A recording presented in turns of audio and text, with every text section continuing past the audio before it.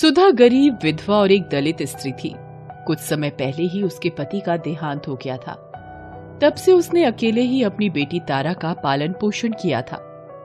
वो गांव भर में झाड़ू लगाने का काम करती थी तथा इसके साथ ही गांव के दुर्गा मंदिर के बाहर भी झाड़ू लगाने का कार्य करती थी। कुछ ही दिनों में नवरात्र शुरू होने वाले थे। माँ, इस बार मैं भी नवरात्र में पूजा करूंगी और व्रत रखूंगी। नवरात्र के व्रत बहुत कठिन होते हैं, क्या तू ठीक से कर पाएगी इन्हें? हाँ माँ, मैंने सोच लिया है। ठीक है, तो मैं भी तेरे साथ इस बार व्रत रखूंगी। इस तरह दोनों माँ बेटी ने व्रत करने की तैयारी शुरू कर दी। सुधा ने इधर उधर से कुछ पैसों का इंतजाम करके पूजा का सामान खरीदा। आज नवरात्र का पहला दिन था। तुझे भूख तो नहीं लगी? लगी तो है, पर थोड़ी थोड़ी। बस अब सांझ हो रहा है, हम माँ के दर्शन करने के बाद व्रत का पारण करेंगे। दोनों माँ बेटी माँ को अर्पित करने के लिए थोड़े से फूल लेकर मंदिर जाती हैं। इन फूलों के सिवाय अर्पण करने को उनके पास कुछ और था भी नहीं। मंदिर में प्रवेश करने पर द्वार पर ही पुजारी उन्हें फटकारता है। कहाँ घुसी जा रही है? तुझे पता नहीं कि तेरे जात वालों का मंदिर में घुसना वर्जित है? पुजारी जी, माता के लिए तो अपने सारे बच्चे एक समान होते हैं, फिर ऐसा भेदभाव हमारे साथ ही क्यों किया जाता है? हमारा ही प्रवेश मंदिर में वर्जित क्यों है? हमारी बराबरी करेगी? होती कौन है सदियों पुरानी रीत बदलने वाली? अपनी जात भूल गई? पुजारी जी, मेरी बेटी को माँ के दर्शन का ये फूल चढ़ाने दो। तू अपनी बेटी के मुंह में हमारा धर्म भ्रष्ट करेगी। चुपचाप यहाँ से निकल जा।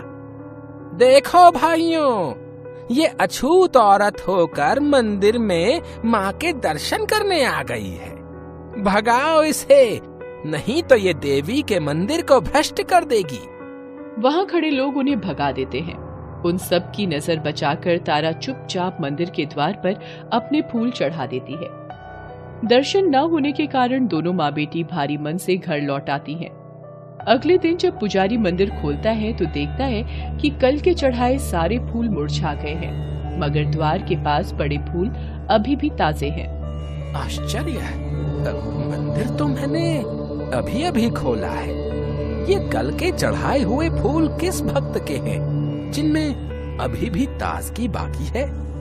ये बात सारे गांव में फैल जाती है। सब अपने आप को माता का भक्त साबित कर रहे थे। वे बता रहे थे कि फूल उनके द्वारा चढ़ाए गए हैं। इन सब से बेखबर सुधा और तारा अपनी भक्ति में मगन थी।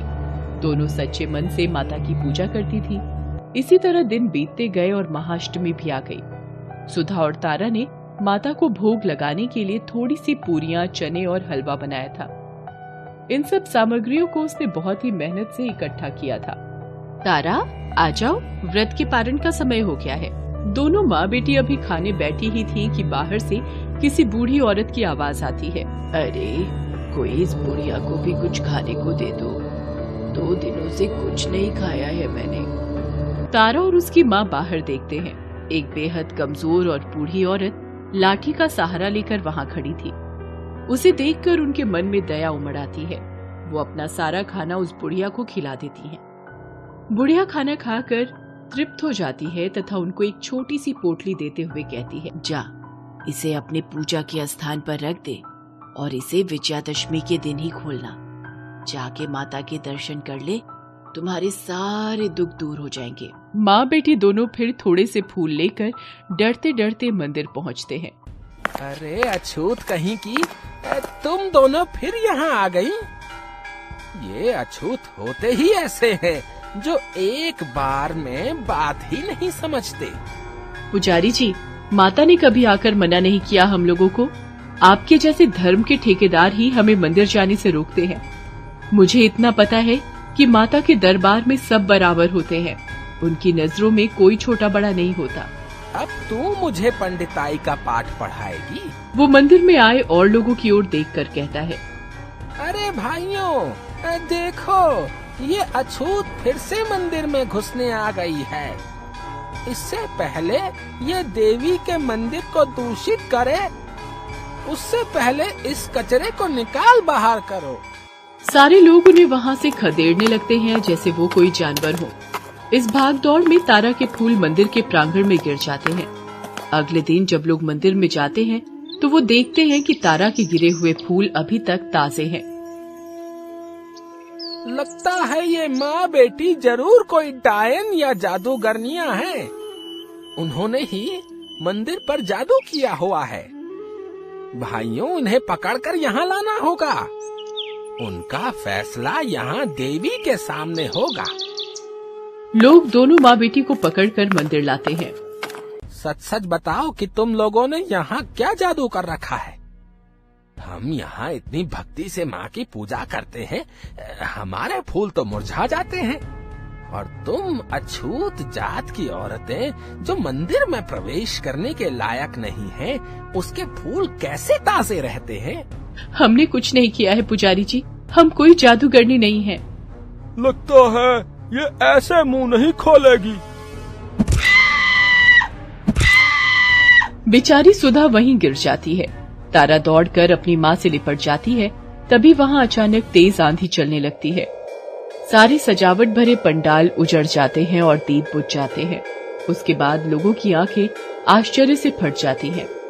उनके सामने साक्षात माँ दुर्गा प्रकट होती हैं। किसने कष्ट पहुँचाने की हिम्मत की मेरे भक्त को?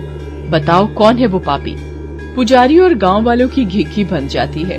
पुजारी दौड़कर सुधा के पास जाता है और उससे कहता है, हमसे बहुत बड़ा अपराध हो गया है सुधा, हमें माफ कर दो। उधर माँ का क्रोध जारी था। तुम लोग क्या सोचते हो कि भक्ति सिर्फ इस सजावट और पंडाल से ही होती है? अरे भक्ति सीखनी है तो मेरी इस भक्त से सीखो। इसकी भक्ति का ही प्रताप था कि प्रेम से खिलाई गई 2 पूरियों से ही मैं तृप्त हो गई। सुधा और तारा की आश्चर्य का ठिकाना न रहा।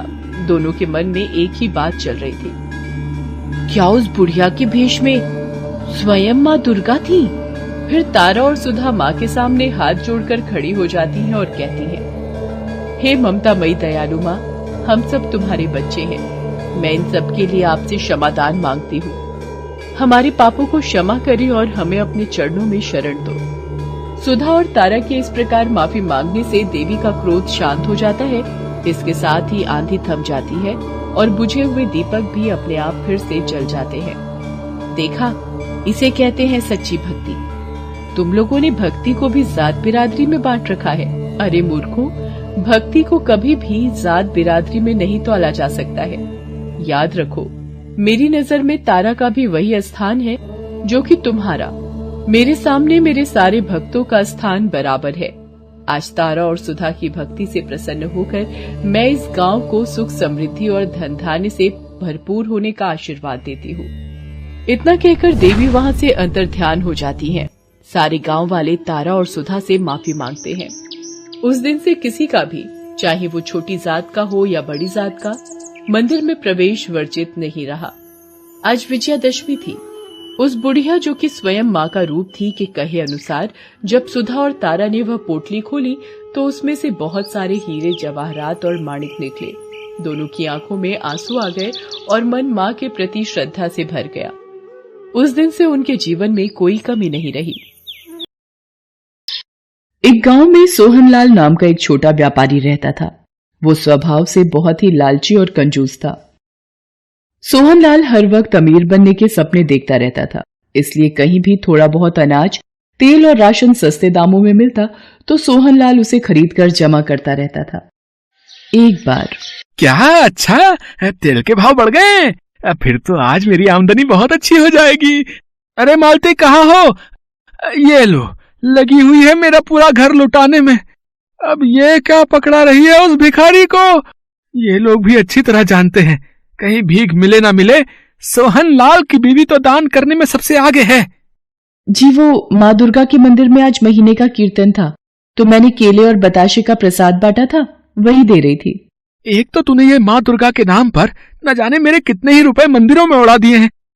चल, मैं जा रहा हूँ, तेल के भाव बढ़ गए हैं, जिसे बेचकर आज मुझे काफी मुनाफा हो जाएगा। हाँ। सोहनलाल की सादत से मालती बहुत दुखी रहती थी। वो माँ दुर्गा की भक्ति करती और परिवार की सुख शांति मांगती। एक दिन, गाड़ी यहीं लगा लो और थोड़ा पीछे करो गाड़ी को। हाँ, सारा माल ठीक से उतार कर घर के भीतर। हाँ, वो पीछे के गोदाम में ही ले जाना। ए बुढ़िया, हट, अभी मरती गाड़ी के नीचे आकर, और तेरी वजह से मेरा इतना महंगा माल गिर गया। तुम मांगने वालों का भी कोई भरोसा नहीं, जहां देखा कि फायदा हो सकता है मांगने आ जाते हो। बेटा, तेरे पास देने को कुछ नहीं है तो कम से कम 2 शब्द मीठे बोलना सीख। वक्त कब किसी की करनी दिखा दे कोई भरोसा नहीं। अम्मा जी आप रुको, मैं अभी आपके लिए कुछ खाने का लाती हूँ और इनकी तरफ से मैं आपसे माफी मांगती हूँ। नहीं बेटी, जिस घर में औरतों का अपमान हो उस घर में मैं कभी नहीं रुकती। जाने दे जा रही है तो, इन लोगों से मैं वाकिफ हूं। अभी 100-200 रुपए हाथ में दूंगा तो अभी ठीक हो जाएगी ये बुढ़िया। बेचारी मालती उस बुढ़िया को रोक न सकी और वो बुढ़िया निराश होकर वहां से चली गई। कुछ दिनों बाद सोहनलाल को पता चलता है कि उसने जो माल गोदाम में भरा था उसके दाम बढ़ने की जगह कम हो गए हैं। क्या चावल और तेल के भाव कम हो गए? पर ऐसा तो आज तक नहीं हुआ। मैं जब भी अनाज और तेल सस्ते दामों में खरीदता हूँ कुछ ही दिनों बाद उसके भाव बढ़ जाते हैं। पर इस बार ऐसा क्या हो गया? मैं इतना घाटा कैसे उठा पाऊंगा? अभी मुझे बहुत लोगों के उधार के पैसे देने हैं। सुनिए, ये माँ दुर्गा के मंदिर का प्रसाद लाई थी, ये ले लीजिए। अरे यहाँ मैं चीजों के दाम गिरने से परेशान हूँ और तू मुझे ये बेकार का प्रसाद दे रही है। नहीं खाना मुझे। माँ दुर्गा, ये कैसे हो गया? इनके काम में घाटा कैसे पड़ गया? कुछ समझ नहीं आ रहा माँ। धीरे धीरे काम में घाटा होने की वजह से सोहनलाल का सारा धन चला गया। उसका जीवन मानो अंधेरे में छा गया हो। वो हर वक्त उदास और निराश ही घर पर बैठा रहता था। सारा कारोबार चौपट होने से चिंता के कारण सोहनलाल बीमार रहने लगा। मैं क्या करूं माँ, इनकी तबीयत बिल्कुल ठीक नहीं है और घर में कुछ खाने को भी नहीं है। मैं कहां से लाऊं माँ, घर का गुजारा कैसे होगा मैया? अरे मालती, पानी नहीं तो थोड़ा जहर ही ला दे। कम से कम ऐसे जीवन से छुटकारा तो मिलेगा। सब कुछ खत्म हो गया, मैं कहीं का नहीं रहा।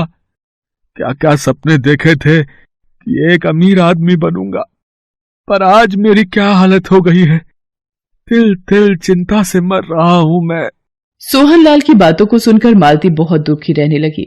वो क्या करे, कहां जाए, इसी चिंता में मालती को रात भर नींद नहीं आती थी। मालती माँ दुर्गा के सामने बैठकर घंटों प्रार्थना करती थी और रोती बिलखती थी। एक सुबह वो माँ दुर्गा के मंदिर जाती है। हे माँ दुर्गा, माँ की पूजा में तो बहुत शक्ति होती है, मेरी सहायता करो अम्बे माँ। हम दुखियों पर कृपा करो, नहीं तो हम पति पत्नी दोनों मर जाएंगे। हम यदि दुखी होकर मरे तो क्या आप सहन कर पाओगी माँ?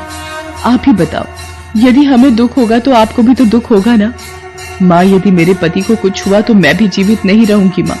मेरे सुहाग की सहायता करो, उनको इस दुख से पार लगाओ मैया। उनके पापों को क्षमा कर दो माँ, हमसे ना रूठो। क्या हुआ बेटी, रो क्यों रही हो? उठो, मुझे बताओ।